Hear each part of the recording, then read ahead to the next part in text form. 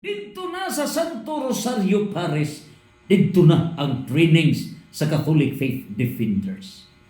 Unya, 1963, girehistro na ngadto sa Securities and Exchange Commission ang Catholic Faith Defenders Incorporated, CFD Incorporated. Unya, ang mga offers sa mga Catholic Faith Defenders sa mga libro top ni Laguna, mao si Soc Fernandez.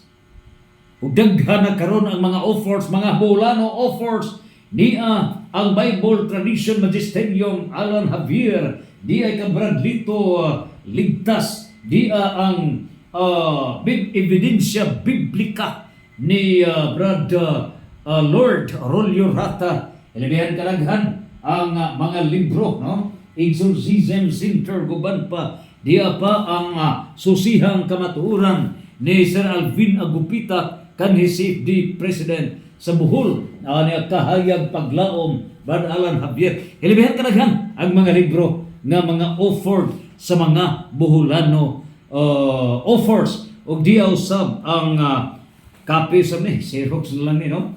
CFD manual offered by the CFD Archdiocese of Cebu ni Soc Fernandez, Ramon Gitamundok ug mga kaubanan. Daghan pa ang mga libro. And sagad sa mga Catholic Faith Defenders kaniadto mga top pastors nga mga debaters, mga top pastors og sama led by Brad Paul San Pablo Alima offer sa mga libro. Unang libro gigawas niya ang 45, no?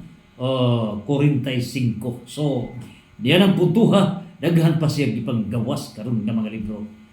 So, mao kini ang pagdepensa. So, phase 1 sa CFD, mao na ang defense.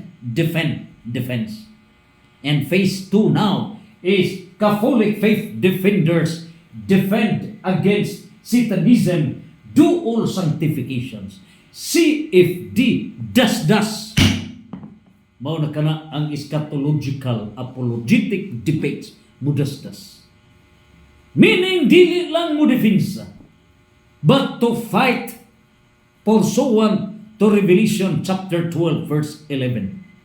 Ug unsay giingon ni San Juan nga moabot ang katapusan sa mga limbong niining kalibutan. Si San Pablo nagaingon 1 Corinthians 15 verse 24, all religious and political authorities shall come to an end. Matapos kining tanan.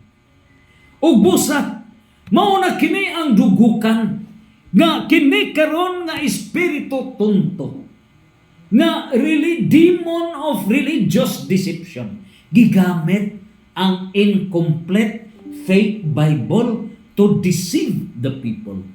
Mao na gatubagon kini sa Catholic Faith Defenders. Ug busa ang demon of the spirit of deception migamit ni mga well-versed sa Bible. So nining puntuha, instead ang mga pare mao'y original nga mga pastors. Unsay nahitabo? Nia ang mga Protestant pastors. Una nasakpan man sa mga Catholic Faith Defenders nga mga pastors, mauna ang mga false prophets nga mao kini ang giingon ni San Juan chapter 4 verse 1, dili tinuod nga mga propeta.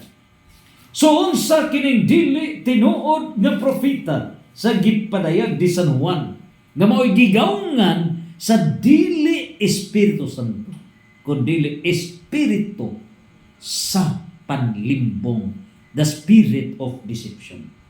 Mao kini sila nga mga dili matuod nga propeta nga nanungha sa bisan asang kapit.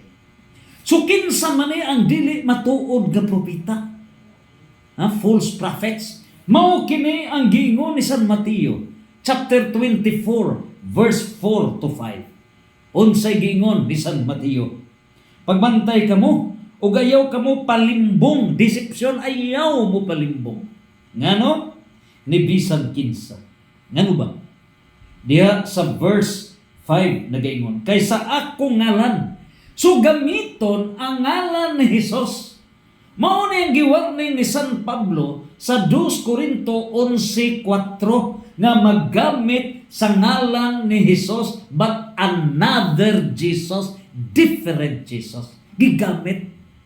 So kung different Jesus, that is without the Christ-founded church.